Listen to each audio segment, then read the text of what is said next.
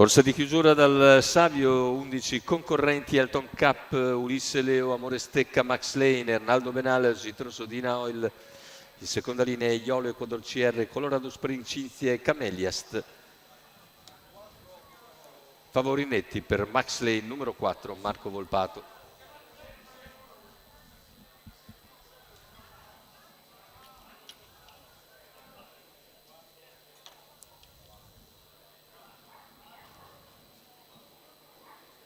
In partenza vediamo Ulisse Leo che fa partenza contro Max Lane. Arnaldo Benal a sua volta copre Elton Cup, che cerca di rimanere in scia, ma intanto Ulisse Leo ha preso la testa e guida nei confronti di Max Lane, che si accoda secondo.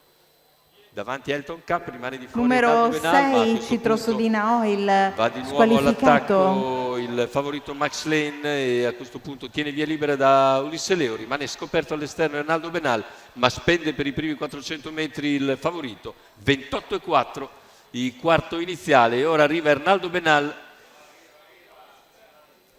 Più indietro restano Elton Cup in terza posizione lungo la corda, poi Amore Stecca. 600 in 44 netti, una molto sostenuta, con Max Lane che guida, seconda posizione per Ulisse Leo, poi Arnaldo Benal per corsie esterne, ancora Elton Cup che ha spostato dalla corda in anticipo su Cinzia, che ha anticipato a sua volta Cameliast e quindi Ecuador CR. Tanto dopo i primi 800 metri il chilometro viene percorso in 1:15,1, insiste Arnaldo Benal su Max Lane. Intanto anche Elton Cup prova a spostare dalla corda, ma si riprende intanto Max Lane, mentre scompare Ulisse Leo. E numero 2 Ulisse Leo squalificato. Poi Elton Cup infilato all'interno da Amore Stecca, non avanza Cinzia.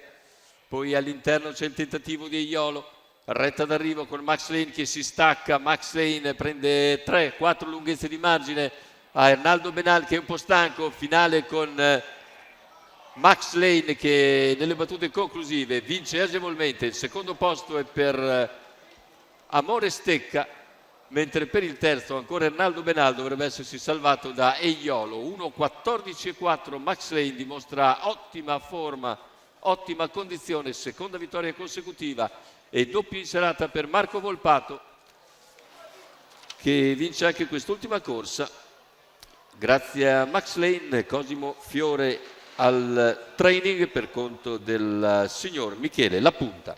È tutto per questo convegno di corse dal Ippodromo del Savio. L'appuntamento è per venerdì prossimo.